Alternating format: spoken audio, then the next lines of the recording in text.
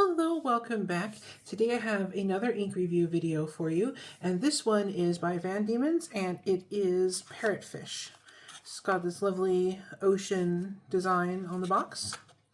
Let's see if I can get this open without damaging it. There we go.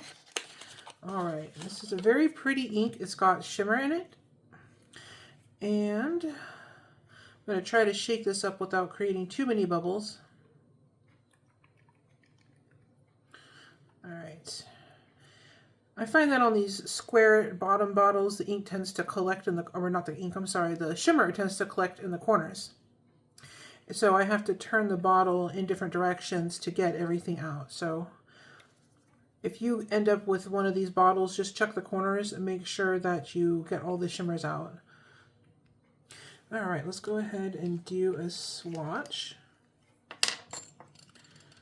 This should be a really pretty blue, I hope. Okay, yeah, that's beautiful. So this is kind of this is a blue, but it's leaning kind of like a teal or a turquoise maybe. A little bit. Excited to see what those shimmers look like too. Alright, let's let that dry. I'm going to have to write the name on here as well. Alright.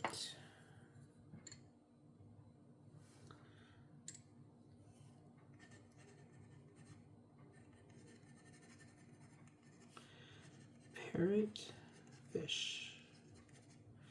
All right.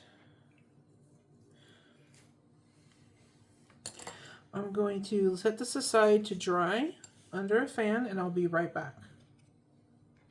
All right, now I just need to shake this up. We're going to test this out on some copy paper first, and as you know, I like to test these on copy paper just in case maybe that's all you have available to you. Sometimes if you're at work or school, you don't have access to your nicer papers. Alright. So on the copy paper, it's definitely a nice blue ink.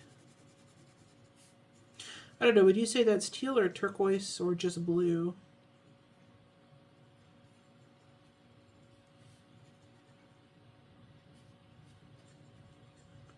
Alright, so there is feathering, unfortunately. So this would probably not be a good one to use on copy paper, but it does have that lovely shimmer coming up to the top. So we'll set that aside to dry and check it out later. Alright, and now we're going to test this out on some HP 32. And I like this paper because it's inexpensive, it's just another type of copy paper, but it has a really nice finish on it so that the ink, when it dries, it tends to, or not dry, I'm sorry, it just tends to show off some of the ink properties the way that some of the more expensive papers do. It's just not as dramatic. So this can be a very good in-between paper if you can't get something else. All right. Or if you can, but you just don't want to justify the expense. Okay. This is Parrotfish. And this is HP 32. So far, this is another really pretty teal or turquoisey blue. Very pretty. Okay, we're going to set that aside to dry. Now we're going to try this on some Tomoe River. And really, I should just put a stir rod in this, but don't want to do it right now. Alright, here's the Tomoe River. I will say the cap on this bottle doesn't want to screw on cleanly. I'm not sure what that's about. Hopefully it's nothing. Maybe the shimmers are getting stuck in the threads. I'll just clean it off before I put it away. Got a piece of dust on there. Okay. And of course the Tomoe River paper, most inks are going to show off their properties very well on this. Very smooth paper. It's always an interesting sensation going from writing on copy paper to writing on something like HP 32 or Tomoe River. You can immediately feel the difference. Alright. And if there are any other colors that you would like to see me review, just leave a comment down below. If I have the color or if I can get it, then we'll do a review of it. Alright, let's put this lid on here. and rinse this off. And I'm going to check on the swatch and see how that's doing, and I'll be right back. Okay, we're back. So here is how this dried on the copy paper. There's definitely some feathering. I wouldn't suggest using copy paper with this ink, but it does have some lovely shimmer. And the shimmer is kind of purpley, so you got this purple shimmer on the blue ink is kind of a nice contrast. And then here it is on the HP 32, and you can see the difference immediately, even though they're both different types of copy paper. On this one, there's no feathering. You can see a little bit of shading in the writing.